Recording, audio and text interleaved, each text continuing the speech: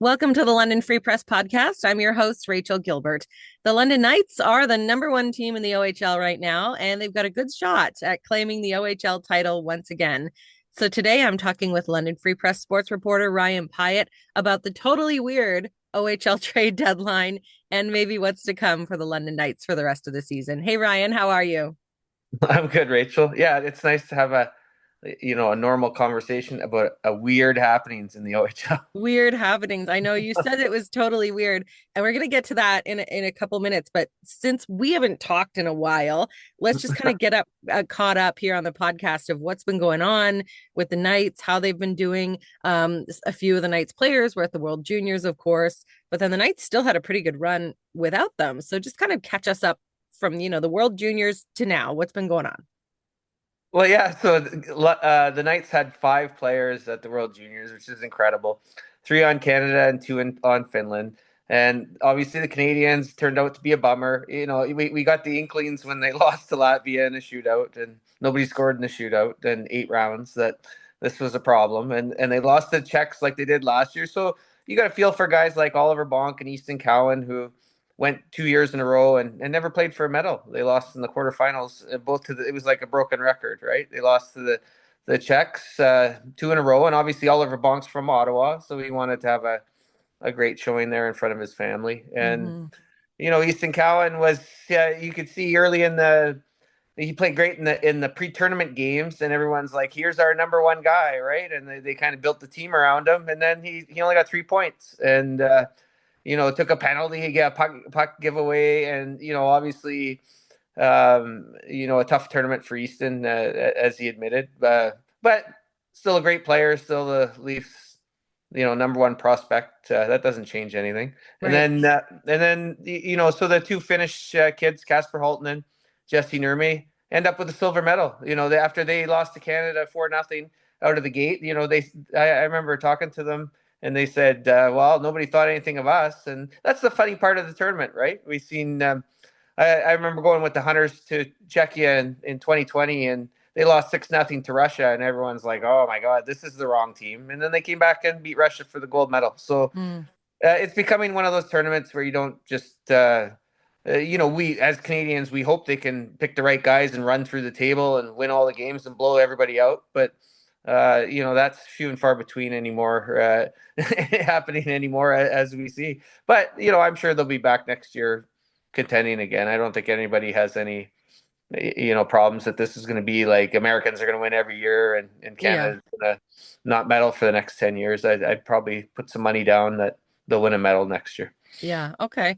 Well, the team that was left, the Knights team that was left, without the guys that were gone to the World Juniors, they still played very well without those strong guys, right?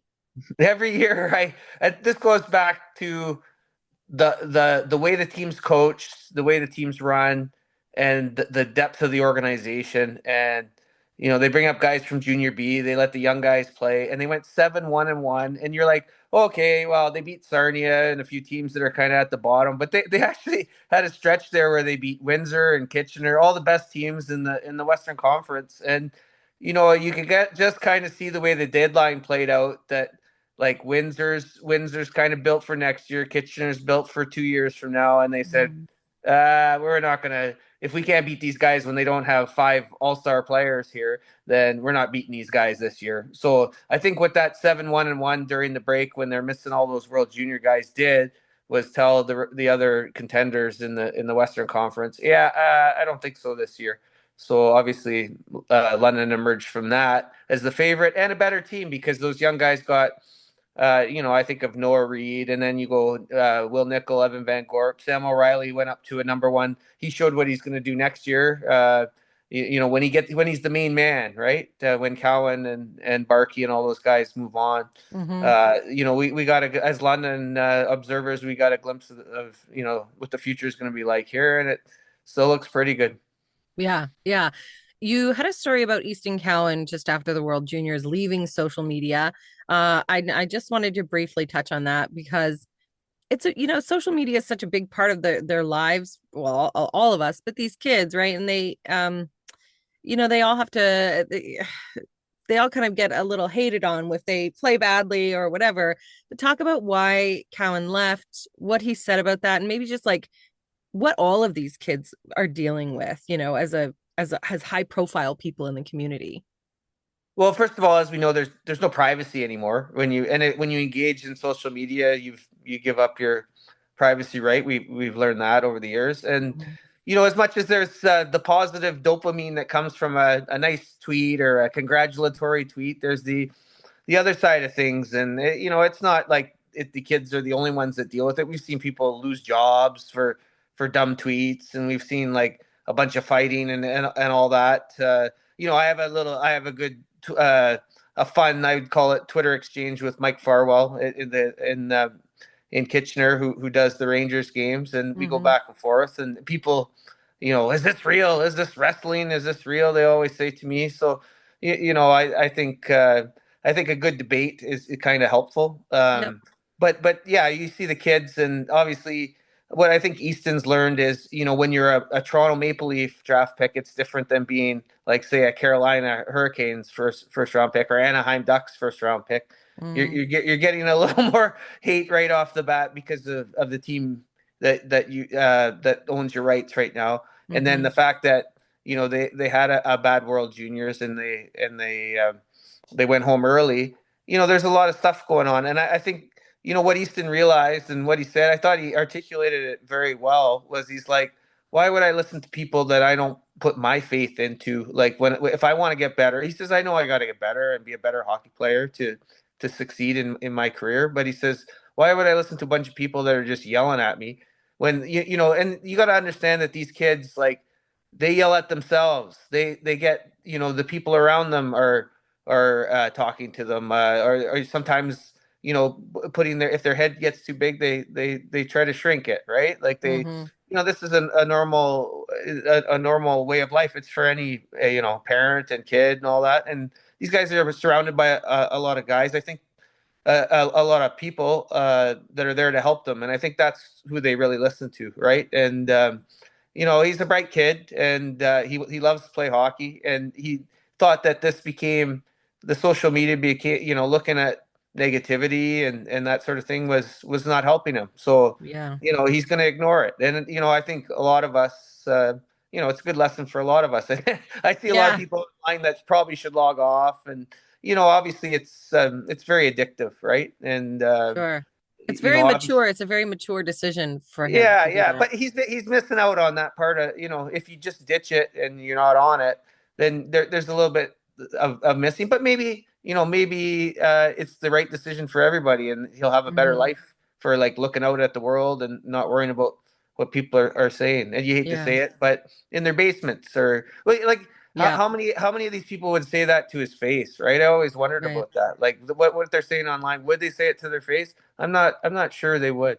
Right. And do they have as much hockey experience as even he does? Right. So are they in a position to be Yeah. giving advice? But you know what? Like Dale Hunter said, Canadians have passion for hockey and they want to win, right? It's not just about loving the game. We want to be the best at the game. And Mm-hmm. that's, you see that on all kinds of, if you ever follow the World Cup in soccer or whatever, like, when the countries start playing, like, oh my God, some of the stuff you see, right? But, Yep. that's something you got to deal with, and I think he's going to log off. I bet you, he may reconsider that at some point, but right now it's probably a good idea. Yeah, just to lay off. All right, let's get into the trade deadline because you did say this one was a weird one, totally weird. Why was this year's trade deadline totally weird, just in general around the league? Well, first off, it was one of these trade deadlines where you couldn't really pinpoint, who was there. There was a bunch of people that, like, kind of curved at the last minute and swerved and said, "Oh, we're going to do this or that," and then I think the prices got really high, so that scared people off. And it was, I think it was an underwhelming one. But at the same time, if you look at the brass tacks, the final total, there was a bunch of trades for, guys that went for the 8-9 draft picks. And what I kind of sat back and thought was, yeah, yeah. So some people made moves, the usual moves that you'd see. But I think what happened was some teams got into situations, and I'll use Kingston as the example. When you're rebuilding for a couple of years, and then you have all these draft picks built up because remember they traded Shane Wright a couple of years ago to Windsor and got like a bunch of draft picks. Well, you can only build up. It's like a bad NHL team.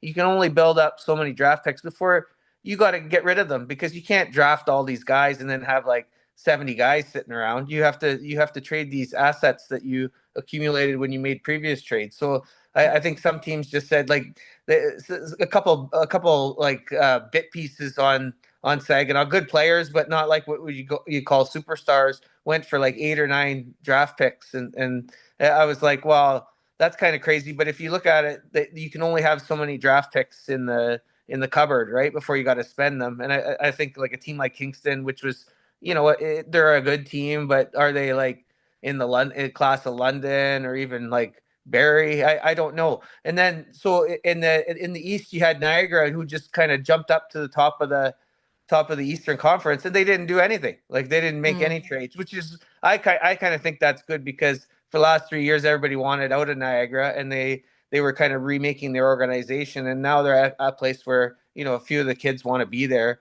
So they had made like a million trades, so it was kind of nice to see them at the deadline not make a bunch of trades, and Yeah. Just chill you out had for a bit.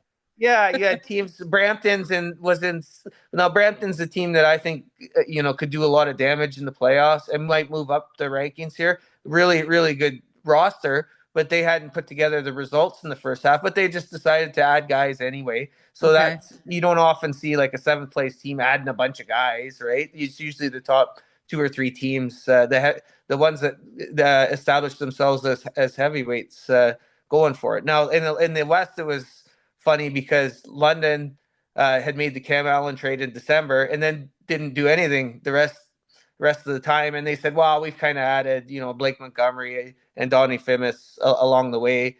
Right. Brought in Austin Elliott from Saskatoon as a waiver claim. Okay. So they had made their moves, and then with that London start where they've only lost 6 or 7 games all year is scared off Windsor and Kitchener from doing anything really for this year. Most of their moves are for down the road kind of moves, and then nobody else did anything. So really, it was usually you see at a trade deadline 2 or 3 teams say we're going for it and we're going to take on the other team, and then it makes for Yeah. some great matchups down the stretch when those teams do meet. But this year it was more kind of like a grab bag, a hodgepodge, and then everybody in the West saying, "Well, it looks like London's going to win this year with all their guys back, and we're not going to really challenge them." And we'll see what happens there. But obviously, London's the favorite in the West, and then we'll see if any of these Eastern teams can kind of, get them if they get to the finals, kind of thing. Yeah.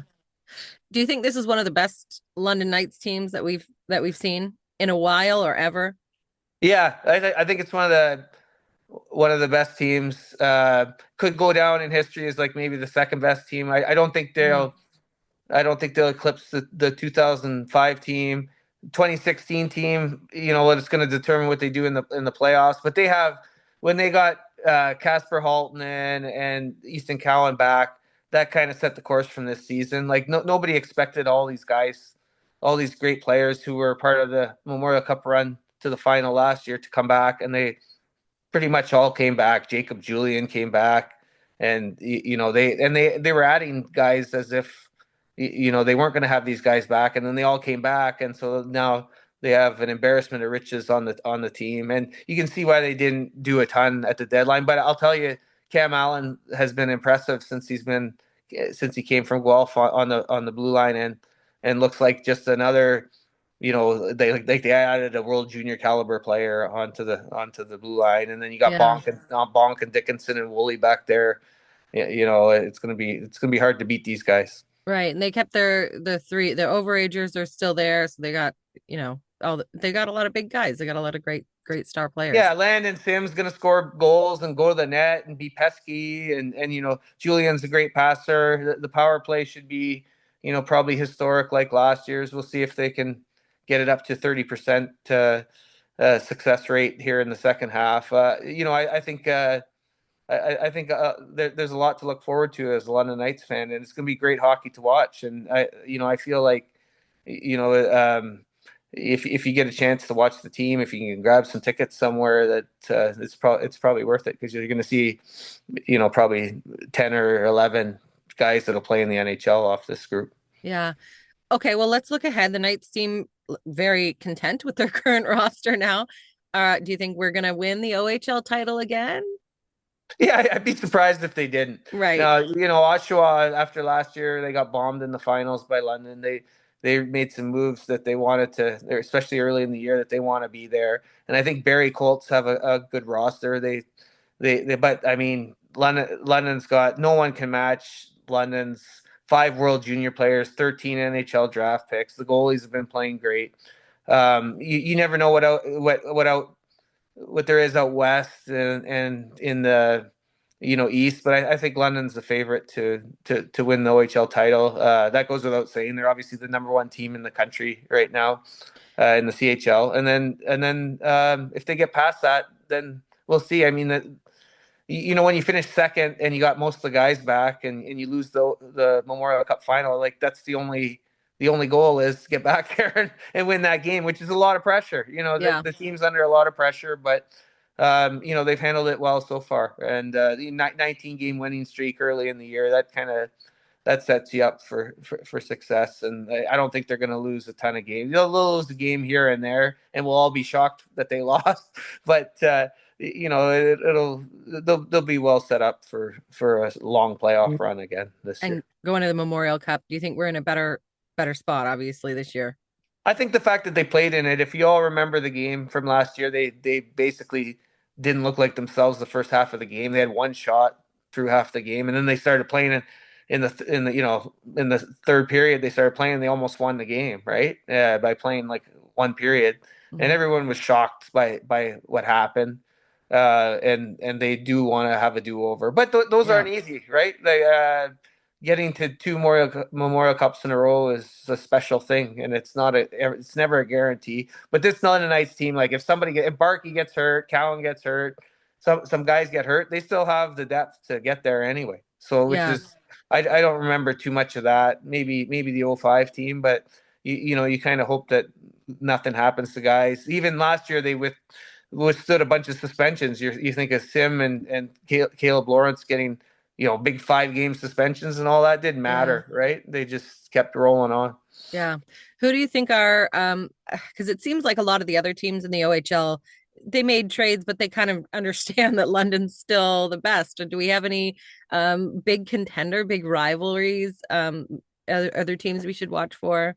Well, you know what? I'd Doing like really to well. see. Yeah, like Saginaw, obviously they're not going to go for it this year, but they still have Zane Perek and Michael Misa, and there's a chance that they could play London in the second round. Like, they're hovering around fourth place kind of thing, fourth, fifth place. Mm. So I would love to see that, because I remember how hard fought the series was last year. I want to see Barrie and Oshawa on the other side. I want to see Brampton, Kingston, because that'll be two teams that made a bunch of moves, and one of them might get knocked out in the first round, which would be, the stakes will be very high, like right off the bat, which we don't often see in the OHL playoffs. It's usually just teams pounding other teams in 4 games or 5 games, and that's it, right? You get the Mm. odd 7 game series, and hardly ever an upset, but once in a while.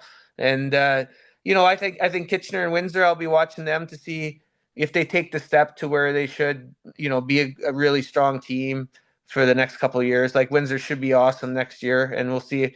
But if they lose in the first or second round, that doesn't really help their program. They want to get to the conference final against London and build that kind of pedigree for next year, kind of thing. So I'll be kind of watching that. But I mean, if I was to guess now, I would say London Barrie final, just like in 2013, and that was a great final when Bo Horvat scored with under a second left. Right, everybody remembers in the game 7. And that was a great series, and hopefully it's a great series, because honestly, covering the OHL final last year wasn't that much fun, other Mm. than game 3, which was a classic. But that was the overtime win. Henry Brestevich, after the Knights came from like 6-2 down, but the other games were all like 9-1, 8-1, Oh, 8-1. yeah. So, Yeah. and I'll never Not forget as the exciting. Oshawa. I'll never forget after Game 4 when the Knights swept, the Oshawa announcers like, "Well, thanks for a great season, everybody, and see you next year." And then like they turned all the music off. There was no "We Are the Champions" or it's like the lights went out and everyone the London Oh, Knights are standing on the ice with the lights out and all that. That was kind of funny. hopefully it's more exciting this year. We got more exciting Yeah. playoff fun. Maybe 5, 6 games, 7 Yeah. games. That'd be nice. Yeah, yeah. All right. Well, thank you, Ryan. I know we covered a lot today, but we'll watch your stories for sure at lfpress.com because I know you'll have tons more from the Knights and what's going on to the OHL final and then of course Memorial Cup. Thank you so much. Yeah, no problem.